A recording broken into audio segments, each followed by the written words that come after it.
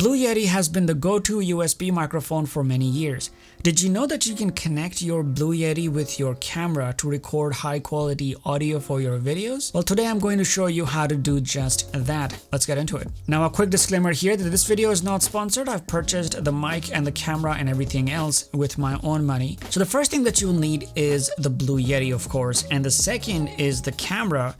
But make sure that the camera that you're using has a microphone input. You would also need to have a TRS to TRS cable. This is I think they're also called aux cable or auxiliary cable.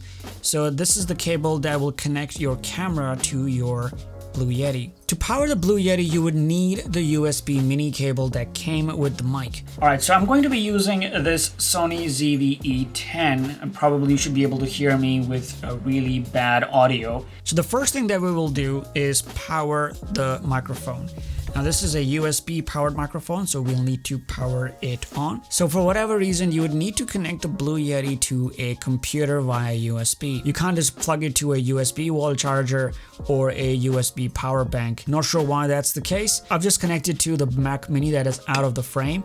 You don't have to do anything on the computer. There are no drivers, there's no software, there is nothing that you have to do in your computer. Next, I will take the TRS to TRS cable and I will plug it in the headphone jack on one end. This is how the camera's built-in audio sounds like, and I'm going to now plug this other end to this camera, and you should be able to hear the difference in audio quality.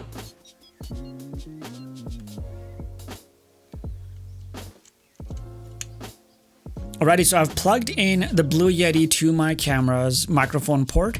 The second thing that I did was I set the gain dial on my Blue Yeti to be maximum. The gain dial is at the back of the microphone. I've also selected the cardioid pickup pattern, which is the second last option, which looks like an inverted heart. The next thing I did was I went to the camera's audio recording settings, and then I set the audio input level to be minimum, or just one level above off. In my case, I set it to 1. Your camera settings might vary. Just set it to as minimum as possible because you want to make sure that the audio levels are being controlled by the microphone. So you set the gain on the camera to be as minimum as possible, and you would adjust the volume or the gain from the microphone itself. And that's it. That's all you have to do. Now you're adjusting the volume or the gain in this case using the volume knob on the microphone, so I can increase it or decrease it just the way I like it to be. So now the only thing that you have to make sure of is that the audio is not peaking. So make sure that it is not going above -12 dB, otherwise it might start clipping the audio. And make sure that the microphone is close to you, because the farther you are from the mic, the more echo that you will pick up rather than your own voice directly from your mouth. So I've seen a lot of people make this mistake that they speak on the top of it like that.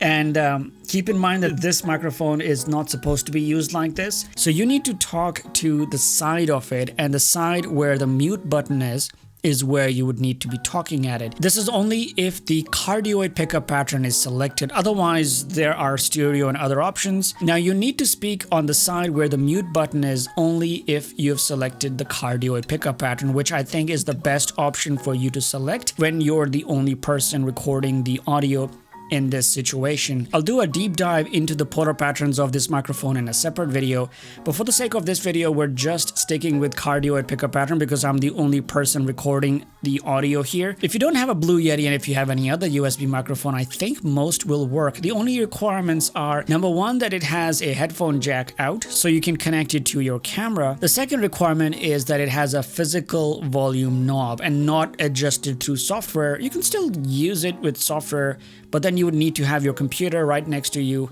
where you're manipulating the microphone, and that could be a bit annoying. But in this case, there's no software being used. The only annoying part is that for some reason I have to connect it to a computer. I can't just plug it to a battery bank or a wall USB charger. But apart from that, everything else is a-okay. In conclusion, if you already have a Blue Yeti lying around in your closet not being used, this is a perfect way to record high quality audio for your videos. As I showed you earlier in this video, the audio coming out of directly from your microphone it doesn't sound that good. In a studio environment, indoors, when you want to record high quality audio for your videos and you already have a Blue Yeti or any other USB microphone lying around not being used, this is one of the perfect ways to record high quality audio for your video, because keep in mind, the most important thing for making videos is your audio. Let me know in the comments below if you have any questions regarding this video or this setup, and if you have any other questions or topics that you want to suggest. And yeah, see you in the next video. Cheers.